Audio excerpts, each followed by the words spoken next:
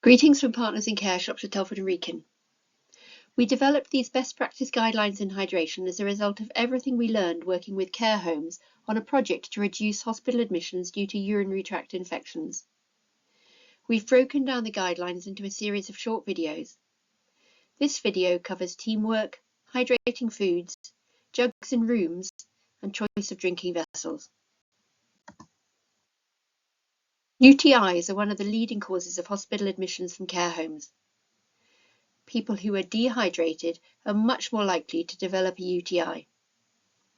Research suggests that 20% of residents in a typical care home are dehydrated, and a further 28% of residents are at risk of dehydration. Those at the highest risk are those who are totally dependent on carers. The first thing to say is that we should be aiming to ensure that older people are consuming a minimum of 1,500 ml of fluid every day. This is based on recommendations by the European Society for Clinical Nutrition and Metabolism, which is the only body which distinguishes between adults and older people. Supporting older people to be hydrated is a team effort, and every member of staff has a role to play, for example in prompting residents to finish up their drink. Night staff are half of the 24-hour team and should be offering drinks during the night if residents are awake. Kitchen staff are incredibly important for making sure that hydrating food options, including snacks, are available at different times of the day, as well as providing a wide selection of drinks options. In older age, people often lose their sense of thirst and may be reluctant to drink fluids for a number of reasons. Generally, 20% of our fluid intake comes from food, and for people who are reluctant to drink, increasing the range of hydrating foods can be a useful way of increasing fluid intake. Fruit, soups, yogurts, jellies, custards, even gravy, these are all hydrating foods. There is no reason why you can't record this on a fluid chart. I took the photo on the right in a care home.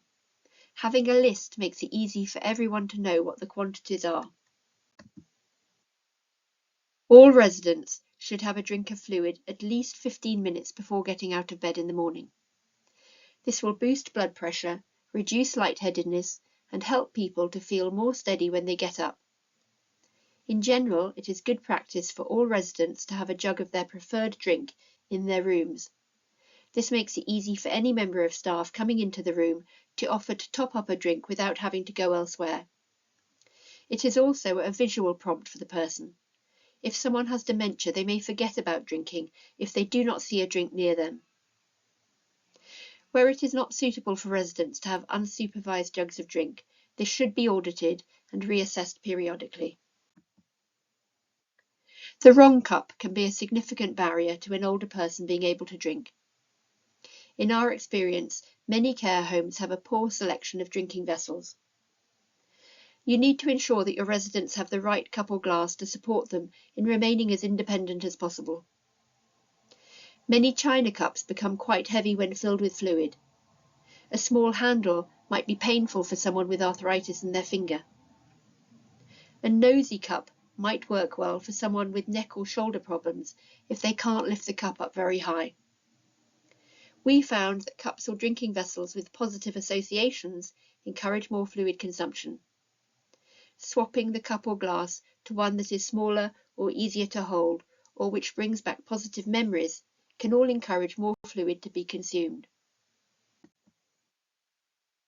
The colour of the drinking vessel can make a massive difference to people with dementia being able to see their drink. People with dementia lose the ability to tell the difference between colours that look similar. They may not be able to see a white cup on a white tablecloth, for example, or a glass with water in it.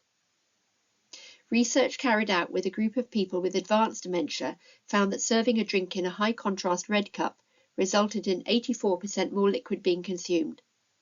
This was 30% more for a high-contrast blue cup. Thanks for listening. For more information on training offered by Partners in Care, please visit our website.